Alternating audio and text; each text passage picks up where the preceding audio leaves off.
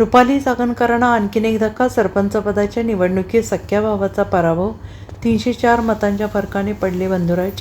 पुणे जिल्ह्यातील दौंड तालुक्यातील नांदूर येथे झालेल्या अत्यंत चुरशीच्या सरपंचपदाच्या निवडणुकीत राष्ट्रवादी काँग्रेसच्या नेत्या रुपाली चाकणकर यांचे सख्खे भाऊ संतोष बोराटे यांचा पराभव झालेला आहे. या निवडणुकीत सरपंचपदासाठी संतोष बोराटे रिंगणात होते, मात्र त्यांच्या विरोधात उभे राहिलेल्या विशाल थोरात यांनी त्यांचा दारुण पराभव केला. थोरात यांनी बोराटे यांचा 304 मतांच्या फरकाने पराभव करत सरपंचपदाची खुर्ची काबूत केली. नांदूर ग्रामपंचायतीची निवडणूक रुपाली चाकणकर आणि समर्थकांसाठी मोठी प्रतिष्ठेची मानली जात होती. या निवडणुकीत सरपंचपदासाठी चाकणकर यांचे सख्खे भाऊ संतोष बोराटे रिंगणात होते, मात्र त्यांच्या विरोधात उभे राहिलेल्या विशाल थोरात यांनी त्यांचा दारुण पराभव केला. थोरात यांनी बोराटे यांचा 304 मतांच्या फरकाने पराभव केल्याची माहिती समोर येते आहे. Bureau report, SPN Marathi, Daund.